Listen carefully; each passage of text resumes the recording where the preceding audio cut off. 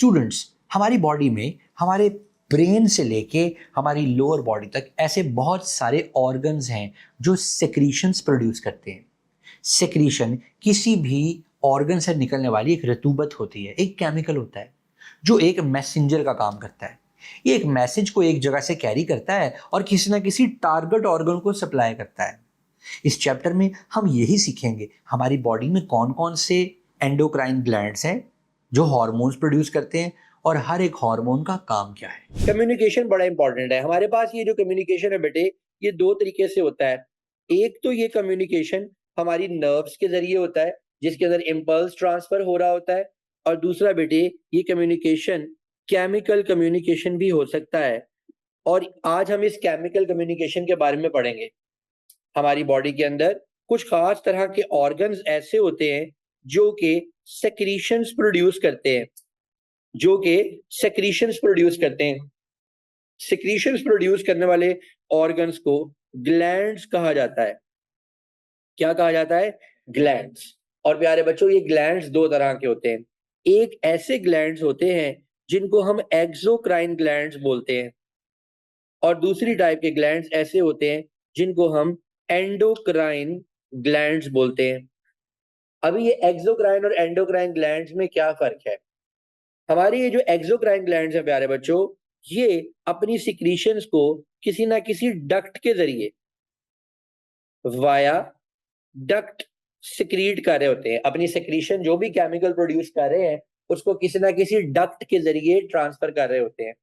Number 2, हमारे जो exocrine की जो सिक्रीशंस हैं उनका अल्टीमेट रूट, उनकी अल्टीमेट डेस्टिनेशन जो है बेटे, वो आउट ऑफ द बॉडी होती है।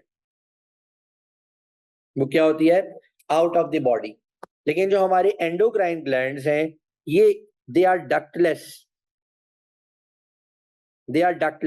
और ये जो भी सेक्रीशंस प्रोड्यूस कर रहे होते हैं बेटे, ये उन सेक्रीशंस को इनटू द ब्लड फेंक रहे होते हैं, हम एक्सोक्राइन ग्लैंड्स की कुछ एग्जांपल्स देखते हैं। हमारे पास स्वेट डक्ट या स्वेट ग्लैंड एक एक्सोक्राइन ग्लैंड है। स्वेट डक्ट के जरिए स्वेट हमारी बॉडी से बाहर निकाला जा रहा होता है। बेटे, हमारी बॉडी के अंदर जो टीयर ग्लैंड है, जो हम कल परसों पढ़ रहे थे, लैक्रिमल ग्लैंड है, ये भी एक्सोक्राइन ग्लैंड की एग्जांपल है। टीयर्स को ultimately out of the body फेंका जा रहा है। और याद रखिएगा कि हमारी बॉडी में जो भी चीज हमारी एलिमेंट्री कैनाल में फेंकी जाती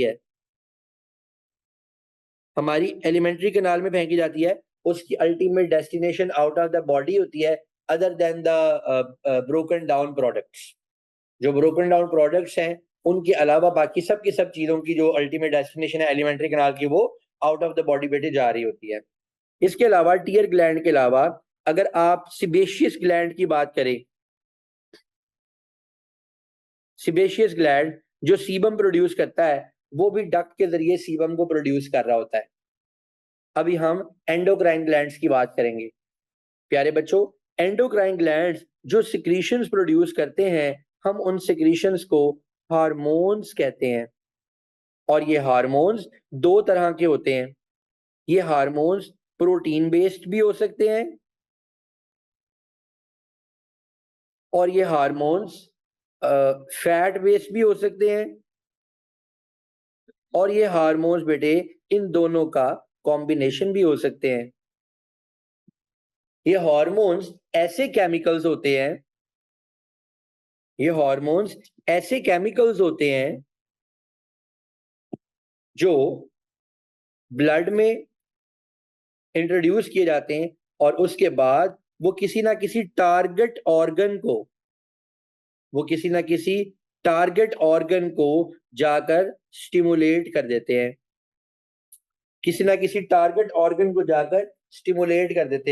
और उस टारगेट ऑर्गन से अपनी मर्जी का काम करवा लेते हैं। एक बार जब हार्मोन्स अपना काम करके खत्म हो जाते हैं, जब इनका काम खत्म हो जाता है, तो हमारी बॉडी के अंदर जो लिवर नामी ऑर्गन है बेटे, लिवर इनको ब्रेक डाउन कर देता है और बॉडी से बाहर निकाल देता है यूरिया या फैटी एसिड्स और ग्लिसरॉल बना के। जी बेटे, आपका क्वेश्चन क्या है? समझ नहीं आया, क्या समझ नहीं आया? हार्मोन एक केमिकल्स होते हैं हमारी बॉडी के अंदर, ऐसे केमिकल्स होते हैं जिनका काम है कि सिक्रीट होना और किसी ना किसी टारगेट ऑर्गन से अपनी मर्जी का काम करवाना। जब मैं आपको एग्जांपल्स दूंगा फिर बताइएगा समझ आएगा नहीं। जी बेटे, जी हाँ। तो आप भी कोई सवाल पूछ रहे थे, यहाँ से भी आपने हैंड रेज किया, क्या क्वेश्चन था? ये कैसे रिलेट, अभी मैं बताता हूँ आपको ये कैसे काम करते हैं। जब मैं आपको अभी बड़े बड़े ऑर्गन्स के बारे में बताता हूँ, अभी जो मेनली इस वक्त बात करने वाले हैं हम एंडोक्राइन ऑर्गन्स की, एंडोक्राइन ग्लैंड्स की और उनकी सेक्रीशंस की बात करने वाले हैं। ठीक है जी। सो बिल्कुल स्टार्ट में सबसे पहले हम जिस ग्लैंड की, जिस सेक्रीशन की बात करेंगे उसका नाम है पिट्यूटरी ग्लैंड। हम लोग इस वक्त यहाँ से ऑनवर्ड जितने भी ऑर्गन्स की बात करेंगे वो सारे के सारे बेटे एंडोक्राइन ग्लैंड्स होंगे। वो सारे के सारे क्या होंगे? एंडोक्राइन ग्लैंड, जिनकी अभी हम बात करने वाले हैं।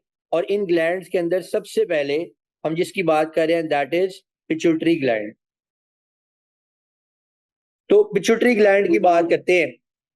ये पिट्यूटरी ग्लैंड जो है बेटे, इसको मास्टर ग्लैंड भी कहा जाता है।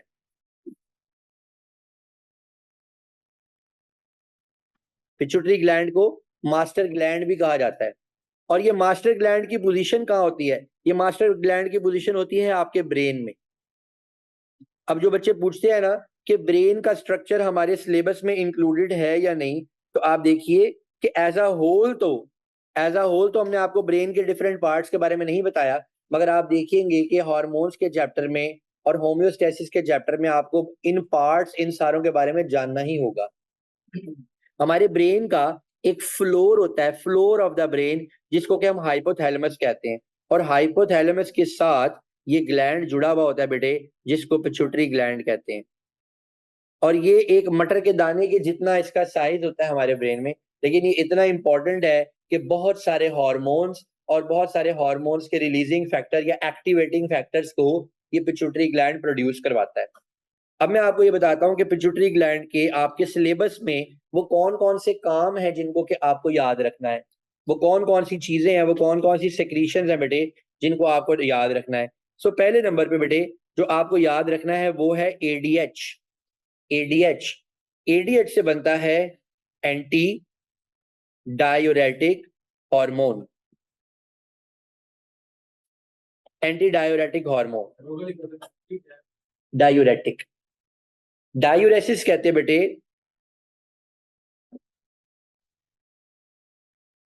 ये जो डायूरेसिस वर्ड है इसका मतलब होता है कैपेसिटी टू प्रोड्यूस यूरिन,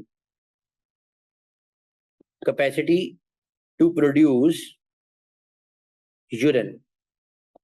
हमारी बॉडी के अंदर जो वाटर का बैलेंस है, हमारी बॉडी के अंदर जो वाटर का बैलेंस है वो मेनली इस हार्मोन के ऊपर डिपेंड करता है। ये हार्मोन जब रिलीज होता है तो ये हमारी बॉडी के अंदर वाटर को रिटेन करवाता है। ये क्या करवाता है? वाटर की रिटेंशन करवाता है। बताओ बेटे वाटर रिटेंशन कैसे होगी? ज्यादा यूरिन प्रोडक्शन से वाटर रिटेंशन होगी या लेस यूरिन प्रोडक्शन से वाटर रिटेंशन होगी? लेस यूरिन प्रोडक्शन से। अब ये वाटर रिटेंशन ऐसे होता है, वाटर रिटेंशन यानी पानी को, आपकी जो बॉडी का वाटर है उसको बजाय इसके कि आप यूरिन के जरिए बाहर निकाल दो, उसको आप अपनी किडनीज में रीअब्सॉर्ब करवाओ। किडनीज में रीअब्सॉर्ब करवा के बॉडी के अंदर ही रखो। This is water retention. अब हमारी बॉडी में जब एडीएच रिलीज होता है, जब हमारी बॉडी में एडीएच रिलीज होता है तो ये मैक्सिमम वाटर को रीअब्सॉर्ब कराने लगता है। जी किडनीज में ये क्या करवाने लगता है? वाटर की मैक्सिमम रीअब्सॉर्प्शन, और इसके नतीजे में जो हमारा यूरिन प्रोड्यूस हो रहा होता है that urine is less in quantity,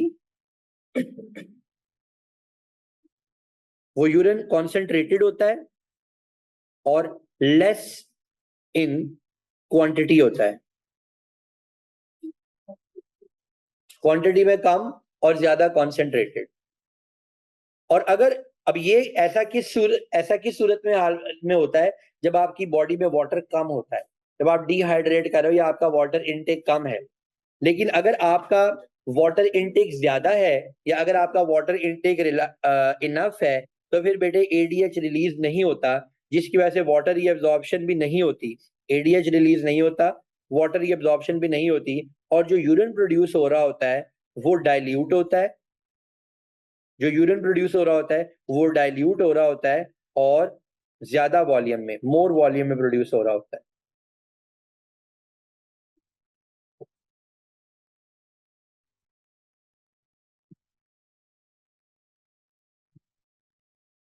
तो अगर आप एक चीज याद रखें तो आप इससे इसमें आने वाले क्वेश्चंस गलत नहीं करेंगे, और वो चीज ये है कि release of ADH means less urine production, और जब लेस यूरिन प्रोडक्शन हो रही होगी तो इसका मतलब ये कि वो ज्यादा कॉन्सेंट्रेटेड यूरिन होगा, जो जो कि आपकी बॉडी के पास जितना भी यूरिया है, चाहे आप उसको ज्यादा यूरिन में डिसॉल्व करवा के बॉडी से बाहर निकाल दो, चाहे कम में निकाल दो, वो एट अ टाइम जितना निकलना है उतना बॉडी से बाहर निकलना ही है।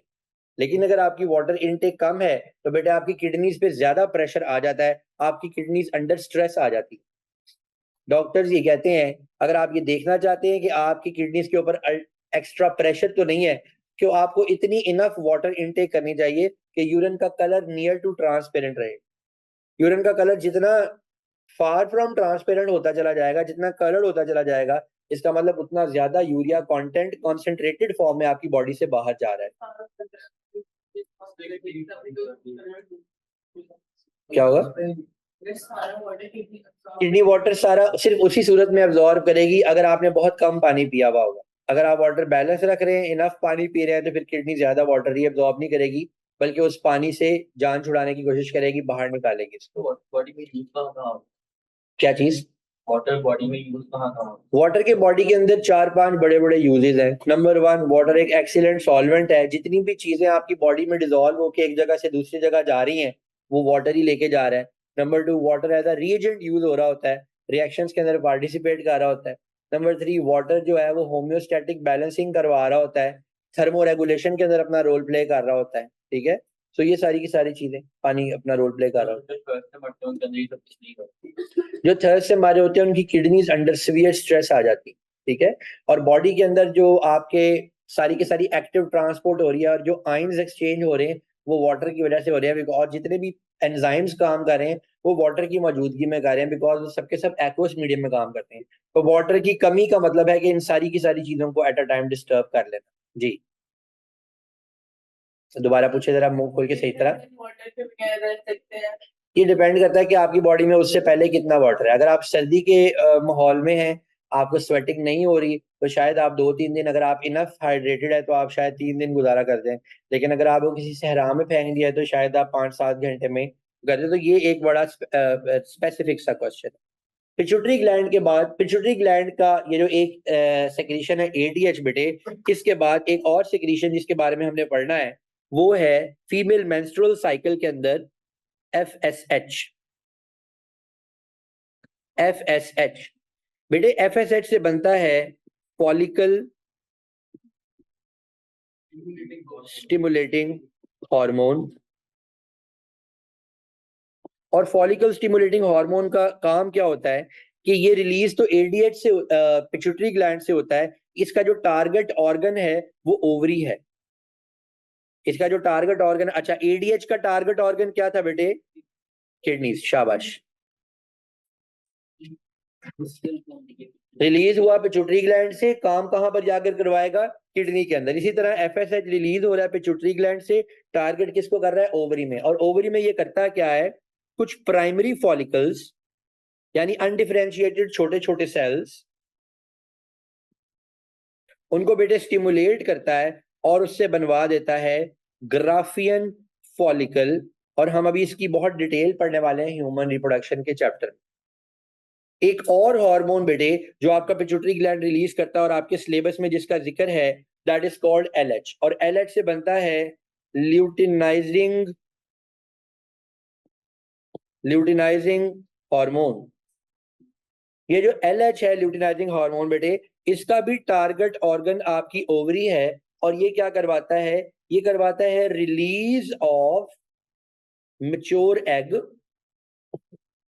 Release of mature egg from ovaries. और ओवरीज के अंदर भी इन पर्टिकुलर ग्राफिन फॉलिकल से एग को रिलीज करवाता है और इस प्रोसेस को बोलते हैं बेटे ovulation. This process is called ovulation. जी बेटे, ऑक्सीजन को वो हम पढ़ेंगे मेंस्ट्रुअल साइकिल में। आपको बताऊंगा कि एलएच और एफएसएच दोनों को एस्ट्रोजन और प्रोजेस्टेरॉन दोनों इनहिबिट करते हैं। इन दोनों को वो इनहिबिट करते हैं, ये उनको इनहिबिट नहीं करते। सो ये हो गई बेटे आपके पिट्यूटरी ग्लैंड की सिक्रीशंस की बात। पिट्यूटरी ग्लैंड से हम नीचे आए तो हमारे गले के पास एक ग्लैंड मौजूद है बेटे, जिसको कहते हैं थायराइड ग्लैंड।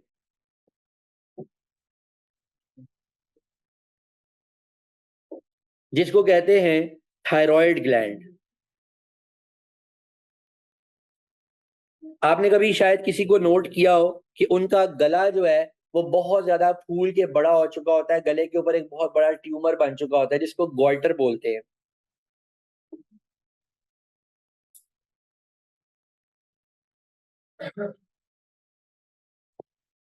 बेटे ये थायराइड ग्लैंड की जो प्रेजेंस है ये आपके गले के पास होती है और थायराइड ग्लैंड जो सिक्रीशन प्रोड्यूस कर रहा है that secretion is called thyroxine. ये जो थायरॉक्सिन है ये आपकी बॉडी के अंदर मेटाबॉलिक रेट को कंट्रोल करती है। अगर आपके पास थायरॉक्सिन की ओवर प्रोडक्शन हो रही है यानी प्लस में प्रोडक्शन हो रही है, आपका मेटाबॉलिक रेट हाई होगा, आप जितना मर्जी खाएं आप स्लिम एंड स्मार्ट और ओवर एनर्जेटिक रहेंगे। It's not a very good thing, इसके अपने हार्मफुल इफेक्ट्स भी होते हैं। और अगर आपकी बॉडी में थायराइड की अंडर सिक्रीशन है तो डेवलपमेंटल इश्यूज हो जाते हैं और वेट गेन होने लगता है, नो मैटर आप कम ही क्यों ना खाएं। सो थायरॉक्सिन जो है ये बैलेंस कर रही होती है आपके मेटाबॉलिक एक्टिविटी को। अगर आपका जेनेटिक पैटर्न ऐसा है कि आप अंडर सिक्रीशन ऑफ थायराइड कर रहे हैं तो लोग इसको कंपनसेट करने के लिए फिजिकल वर्कआउट भी कर रहे होते हैं, अपना मेटाबॉलिक रेट इनहांस कर लेते हैं। फिजिकल वर्कआउट से भी मेटाबॉलिक रेट इनहांस होता है और आप वेट लूज कर सकते हैं। समझ नहीं आया? अच्छा, आपको सिर्फ इतना याद रखना है कि ये एक ऐसा हार्मोन बॉडी में प्रोड्यूस करती है जिससे आपकी बॉडी की मेटाबॉलिज्म कंट्रोल होती है। मेटाबॉलिज्म क्या है? केमिकल रिएक्शंस आपकी बॉडी के। अगर थायरॉक्सिन की एक्स्ट्रा प्रोडक्ट अगर बैलेंस प्रोडक्शन हो तो जो रिएक्शन जितने जितने होने हैं उस हिसाब से होते रहते हैं। ओवर प्रोडक्शन हो तो बॉडी एक्स्ट्रा हीट और एनर्जी जनरेट करती रहती है और जो भी चीजें खाई जा रही हैं उनको बड़ी तेजी से कंज्यूम करती है, जिसके नतीजे में लोगों को हाइपरटेंशन, ब्लड प्रेशर वगैरह के इश्यूज भी हो जाते हैं। और अगर ये कम रिलीज हो रही है तो ये बॉडी को ओबीस और ओवरवेट कर देती है, लोग लेथार्जिक हो जाते हैं और वो एनर्जी का उनमें जो है ना वो कमी रहती है। इसके बारे में इससे ज्यादा हमने नहीं पढ़ना। थायराइड ग्लैंड से बेटे नीचे हम तशरीफ लेके आएंगे तो नीचे हमारे पास मौजूद है पैनक्रियास। कोई मुझे बताएगा पैनक्रियास का उर्दू नेम क्या है? यस, बिल्कुल ठीक है, आपने कहा कि इसको लबलबा कहते हैं। और ये पैनक्रियास बेटे डुअल रोल प्ले करता है। डुअल रोल कैसे प्ले करता है बेटे? कि pancreas at the same time एक एक्सोक्राइन ग्लैंड भी है और एट द सेम टाइम बेटे एक एंडोक्राइन ग्लैंड भी है। एक्सोक्राइन ग्लैंड कैसे हुआ? कि पैनक्रियास जो है ये पैनक्रियाटिक डक्ट के जरिए क्या प्रोड्यूस कर रहा होता है? Digestive enzymes. ये इसका एक्सोक्राइन रोल है। और पैनक्रियास का एंडोक्राइन रोल क्या है? कि ये दो हार्मोन्स प्रोड्यूस करता है बड़े इंपॉर्टेंट। एक मिनट बेटे, एक का नाम है, सवाल याद रखना है, भूलना नहीं, मैं अभी आपसे सवाल लेता हूं। एक हार्मोन है उसका नाम है इंसुलिन और दूसरे हार्मोन का नाम है ग्लूकागॉन। ये डाइजेस्टिव एंजाइम्स कौन कौन से होते हैं बेटे? ये डाइजेस्टिव एंजाइम्स होते हैं पैनक्रियाटिक लाइपेज, पैनक्रियाटिक अमाइलेज और ट्रिप्सिनोजेन। जिसमें से ट्रिप्सिनोजेन कौन सी फॉर्म में है? इनएक्टिव फॉर्म में मौजूद होता है। तो ये इसका एक्सोक्राइन रोल हो गया और दूसरा इसका एंडोक्राइन रोल में इंसुलिन और ग्लूकागॉन। बेटे जब आपकी बॉडी के अंदर एक्स्ट्रा ग्लूकोज मौजूद होता है, जब आपकी बॉडी के अंदर एक्स्ट्रा ग्लूकोज मौजूद होता है तो एक्स्ट्रा ग्लूकोज को, ये ग्लूकोज क्या है बेसिकली? ग्लूकोज एक मोनोमर है। ग्लूकोज क्या है? एक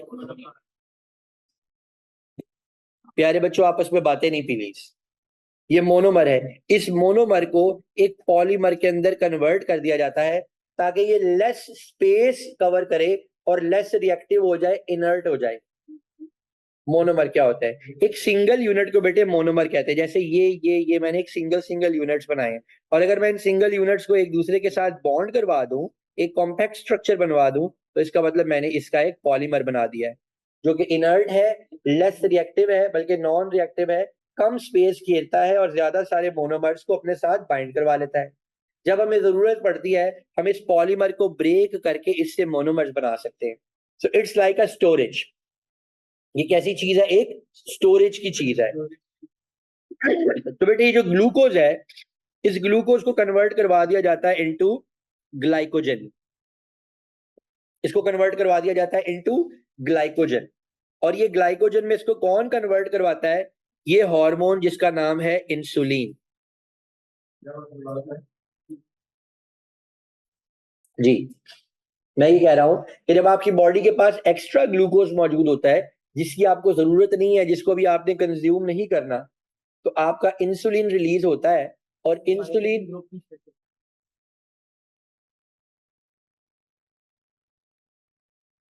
अब वीडियो ही शेयर कर दूंगा। बात सुनो, तुमसे कहो कि अब तक वीडियो शेयर कर देंगे, आपको आधी से ज्यादा क्लास बदल गई। अब वीडियो आ जी बेटे आप क्या कह रहे हैं? जाए। अच्छा एंजाइम्स दिखा दूं कौन कौन से? ये है जी एंजाइम्स, लाइपेज, अमाइलेज और ट्रिप्सिनोजन। ये पैनक्रियाज का एक्सोक्राइन रोल है जो वो प्ले कर रहे होते हैं। डायबिटीज के नाम जी मैं बताता हूँ। जी है। अच्छा जी, तो ये इंसुलिन क्या करती है? एक्स्ट्रा ग्लूकोज को ग्लाइकोजन के अंदर कन्वर्ट करवा लेती है, और जब हमारी बॉडी में ग्लूकोज की कमी होती है, जब हमारी बॉडी में ग्लूकोज की डेफिशिएंसी हो जाती है, तो उस डेफिशिएंसी को पूरा करने के लिए इस ग्लाइकोजन को दोबारा ग्लूकोज में कन्वर्ट करवा लिया जाता है एक और हार्मोन से जिसका नाम है ग्लूकागॉन। ग्लूकागॉन। कुछ लोगों की बॉडी में नेचुरली इंसुलिन प्रोड्यूस होती ही नहीं, या एक सर्टेन एज के बाद इंसुलिन प्रोड्यूस होना बंद हो जाती है। ऐसी कंडीशन को हम कहते हैं डायबिटीज। और डायबिटीज की दो टाइप्स है जिनको कि आपने याद रखना है। एक टाइप 1, इस टाइप 1 को बेटे अर्ली ऑनसेट डायबिटीज भी कहा जाता है। अर्ली ऑनसेट, इसमें बचपन से ही बच्चे की बॉडी में इंसुलिन प्रोड्यूस नहीं होती, लिहाजा शुरू से ही बेटे इस बच्चे को इंसुलिन इंजेक्ट करनी पड़ती है, उसको इंजेक्शंस देने पड़ते हैं उसको सरवाइव करवाने के लिए। और जो टाइप 2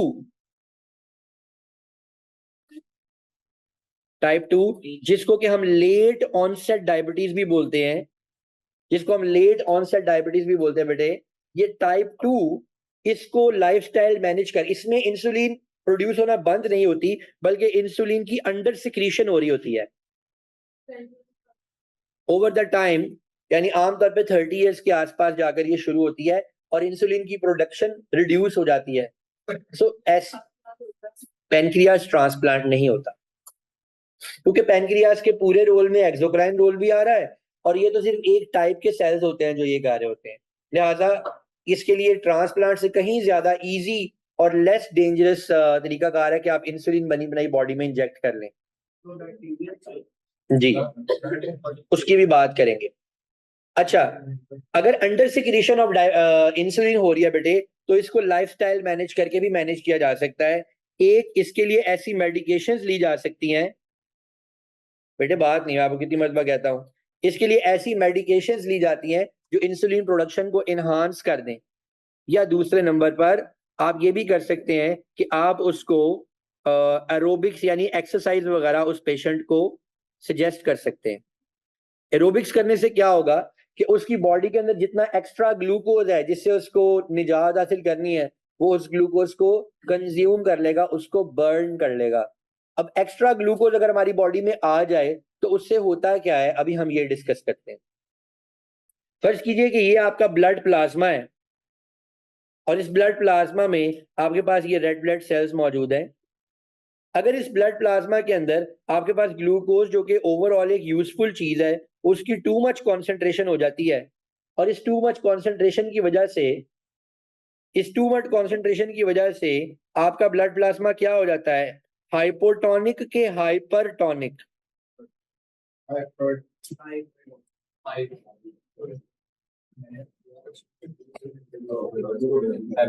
अगर ये हाइपरटोनिक हो जाता है बेटे, तो इसका सल्यूट पोटेंशियल क्या हो जाएगा, ज्यादा कि कम? सल्यूट पोटेंशियल ज्यादा हो जाएगा, जिसकी वजह से सल्यूट पोटेंशियल यानी सल्यूट्स की प्रेजेंस, जिसकी वजह से ये रेड ब्लड सेल्स अपना वाटर लूज करने लगेंगे। और ये सिर्फ रेड ब्लड सेल्स ही अपना वाटर लूज नहीं करेंगे, आसपास के और बहुत सारे सेल्स जो प्लाज्मा के कांटेक्ट में आ रहे हैं वो अपना वाटर लूज करने लगते हैं जी। और अगर ब्रेन सेल्स ऐसा करने लग जाए तो ब्रेन सेल्स को एक इरिप्लेसेबल किस्म का डैमेज हो सकता है। हाई कॉन्सेंट्रेशन ऑफ यूरिया भी एग्जैक्टली यही काम कर रही होती है, इसलिए यूरिया की हाई कॉन्सेंट्रेशन को भी किडनी फिल्टर करके बाहर निकालती है, और हाई कॉन्सेंट्रेशन ऑफ ग्लूकोज भी यही काम करवा सकती है, इसलिए इंसुलिन उसको लेस रिएक्टिव यानी इनर्ट फॉर्म में ग्लाइकोजन पॉलीमर्स में कन्वर्ट कर लेती है। और ग्लूकोज चूंकि हमें चाहिए होता है, जब जरूरत पड़ती है तो ग्लाइकोजन को ग्लूकोज में कन्वर्ट कर लिया जाता है। आपकी बॉडी के अंदर जो ग्लाइकोजन के रिजर्व्स हैं बेटे, वो ज्यादातर, ये जो ग्लाइकोजन के रिजर्व्स हैं बेटे, ये ज्यादातर आपके लिवर और आपके स्केलेटल मसल्स में मौजूद होते हैं। और अगर एक आदमी 1 घंटे तक मुसलसल एक एक्सटेंसिव एक्सरसाइज करता है, जिसमें वो रनिंग कर रहा है या कोई ज्यादा मूवमेंट वाली कोई इंटेंसिव गेम खेल रहा है, तो उसकी बॉडी का सारा ग्लाइकोजन रिजर्व कंज्यूम हो जाता है, और उसके बाद उसकी बॉडी कीटोसिस मोड में जाती है, उसका फैट बर्न करना शुरू करती है। ठीक है जी। तो ये बहुत ही टेक्निकल है कि when you are playing with your body, you are trying to reduce your weight, ये वो, तो इसीलिए सर्टिफाइड ट्रेनर्स बड़े जरूरी होते हैं जो कि आपको गाइड, अदरवाइज आप थकावट वाला काम कर रहे होते हैं और भूख लग रही होती है और खा रहे होते हैं, उल्टा वेट गेन मोड में चले जाते हैं। राइट। सो डायबिटीज की समझ में आई है आपको कि क्या है? टाइप 1 में छोटे बच्चों की ही इंसुलिन प्रोड्यूस नहीं हो रही, टाइप 2 के अंदर लेट ऑनसेट हो रही है, इंडिविजुअल पहले बिल्कुल ठीक होता है और बाद में इंसुलिन प्रोडक्शन कम हो जाती है। और आपको ये भी पता चल गया है कि एक्स्ट्रा ग्लूकोज कैसे आपके होम्योस्टैटिक पोटेंशियल को डिस्टर्ब करता है। अब बेटे उससे नीचे चलते हैं, उससे नीचे आपकी किडनीज के ऊपर, अच्छा पैनक्रियाज की शेप भी देख लेनी। पैनक्रियाज की शेप कुछ ऐसे होती है, एक पत्ते की तरह का स्ट्रक्चर होता है और आपके स्टमक के बिल्कुल नीचे मौजूद होता है, ये ऐसा दिखता है। इसके बाद हम जो नेक्स्ट जिस ग्लैंड की बात करने वाले हैं बेटे, उस ग्लैंड का नाम है एड्रीनल ग्लैंड। एड्रीनल ग्लैंड, ये एड्रीनल ग्लैंड्स जो सिक्रीशन प्रोड्यूस करते हैं, उस सिक्रीशन को कहा जाता है एड्रीनलिन। उस सिक्रीशन को क्या कहा जाता है? एड्रीनलिन। ये एड्रीनलिन जो है, ये किस सिचुएशन के अंदर रिलीज होती है आपकी बॉडी में? जब आप बहुत ज्यादा एक्साइटेड होते हैं, या आप फाइट, फ्लाइट या फ्राइट, जब आप बहुत ज्यादा डर जाए, आप बहुत ज्यादा एक्साइटेड हो, या आप कोई एब्रप्ट एक्शन परफॉर्म करना चाहें, उस वक्त आपकी बॉडी के अंदर एड्रीनलिन रिलीज होती है।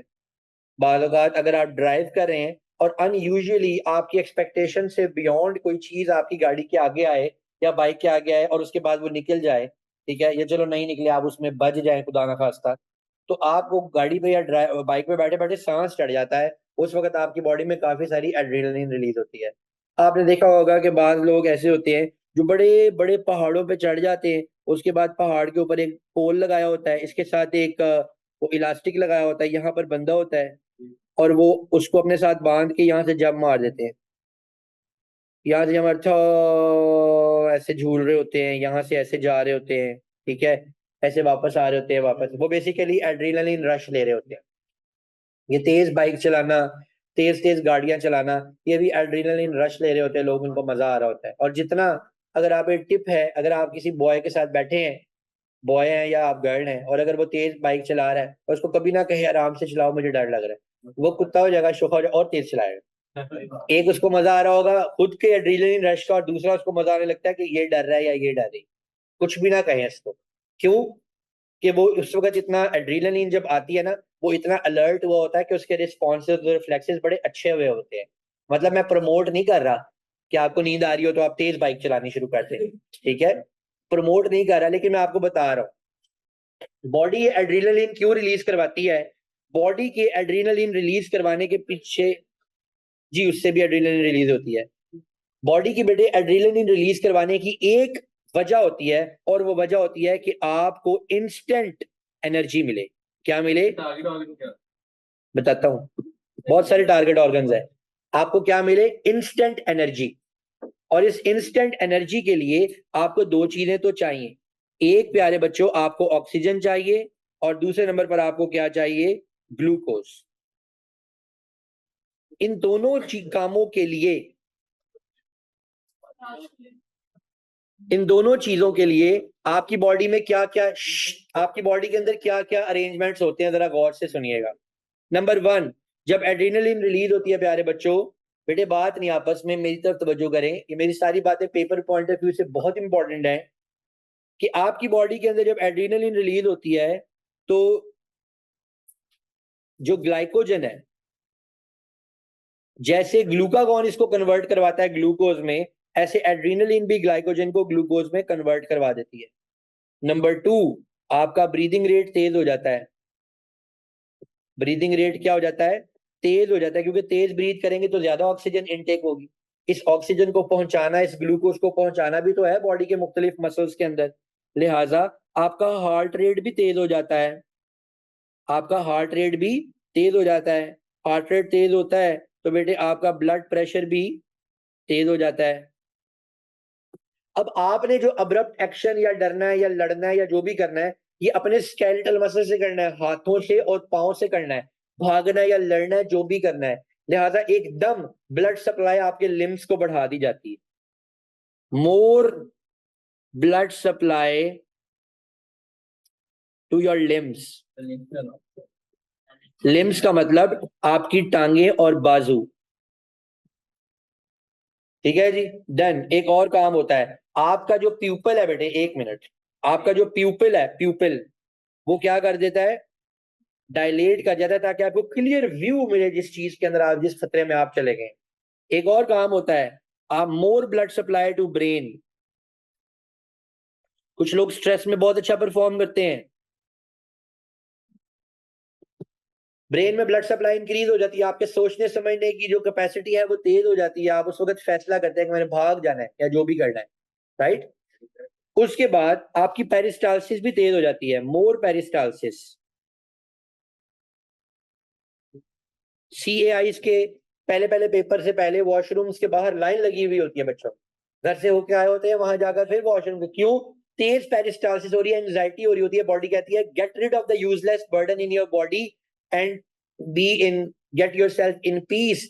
दैट्स व्हाई आपको पेरिस्टाल्टिक मूवमेंट्स की वजह से बार बार वॉशरूम जाने की जरूरत पेश आती है, और आपकी जो रेट ऑफ डाइजेशन है स्लो डाउन हो जाता है, slow down rate of digestion. किसी बंदे को बहुत एंजाइटी हो, आप उसके सामने खाने की चीज लेके जाए, चुप के परे मारेगा, वो कहेगा यार मुझे टेंशन है, तुम खाने की बातें कर रहे हो।